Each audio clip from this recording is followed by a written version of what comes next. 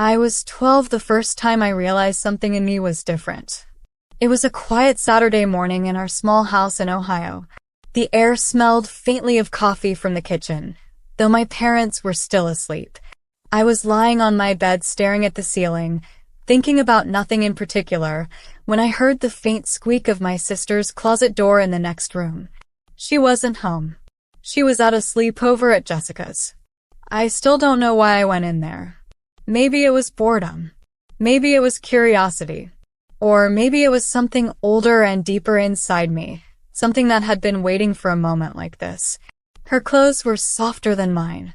They had color and shape and warmth. I ran my fingers along a pale pink dress with little white buttons, and before I knew it, I was slipping it over my head. The fabric brushed my arms in a way that made me shiver. I turned toward her mirror. It was strange. I saw myself, but not myself. I tilted my head and my hair fell forward. For a moment, I could almost believe the boy in me had stepped aside and someone else was standing there. I didn't feel wrong. I felt more like me.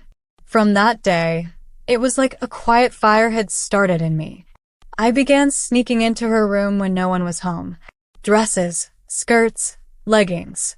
Sometimes even her bra and panties. I didn't know why it felt so right, only that it did. When I was 15, I found a cardboard box in the attic. It was full of old clothes my sister had outgrown, 2 sundresses, a gray pleated school skirt, a couple of blouses, and a soft black skater skirt.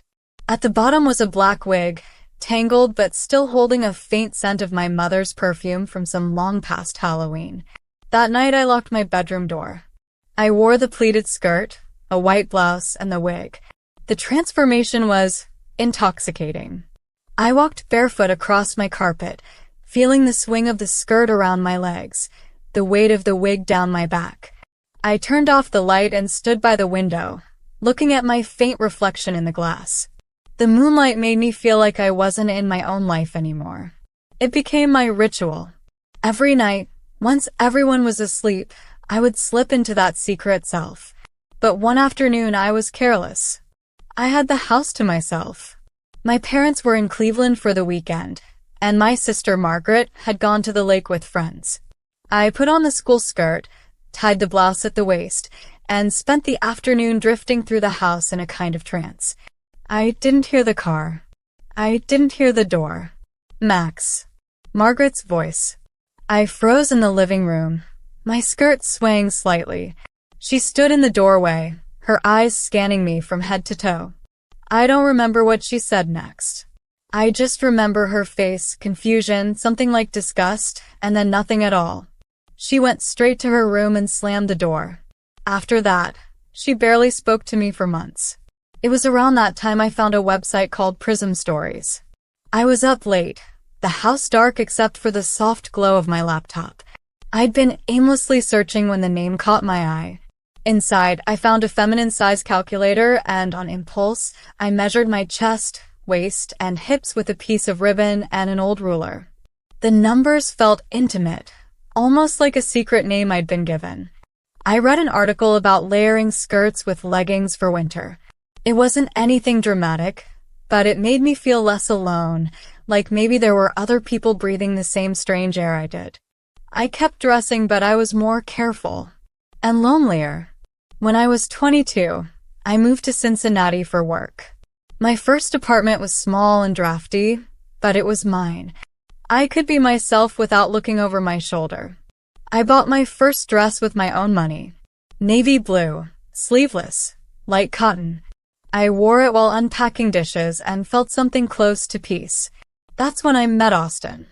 He lived 2 floors above me. Tall, with a quiet smile that made you feel like he saw more than he let on. We started talking in the laundry room. Then coffee. Then dinners.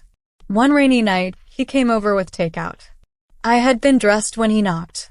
A simple black dress and bare feet, and I almost didn't answer. But I did. He looked at me for a long moment, his expression unreadable. "You look like yourself," he said softly. It was the first time I had ever told anyone the whole truth. The words came out softly, almost trembling, as though they had been waiting for years but weren't sure they were welcome here. Austin didn't interrupt.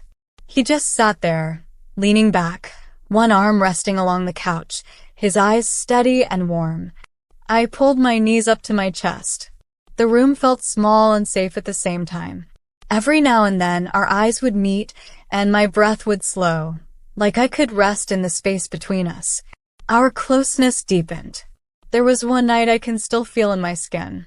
The city was a low hum outside the window, the kind of quiet you only notice when you're not speaking. I was in a thin nightgown, my head against his chest, his fingers combing slowly through my hair.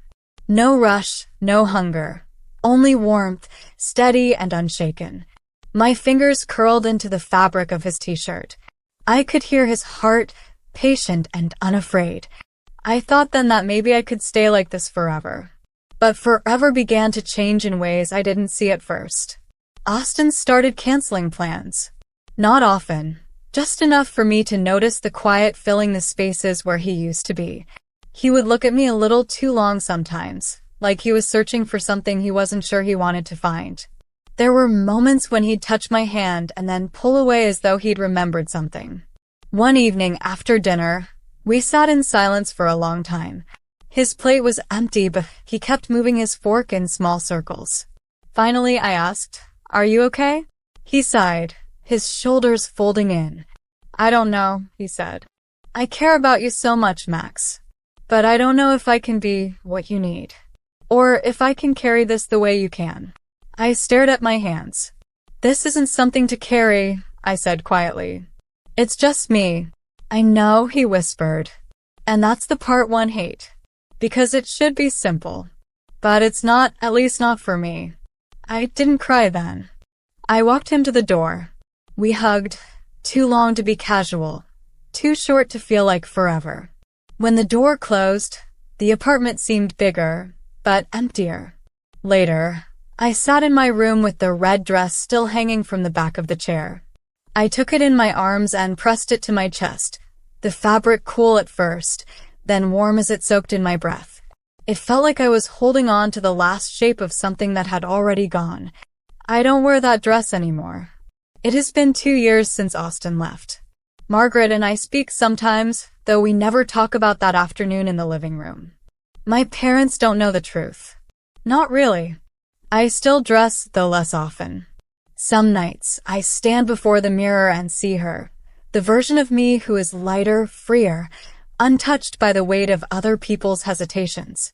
I let her breathe for a while. I feel the hem of the skirt brush my knees, the wig's gentle weight on my neck. She watches me from the glass, patient, knowing she cannot stay. Not yet. Maybe not ever. What I have learned is that wanting to be yourself and being able to be yourself are two different things. Some days, it's not about winning that fight.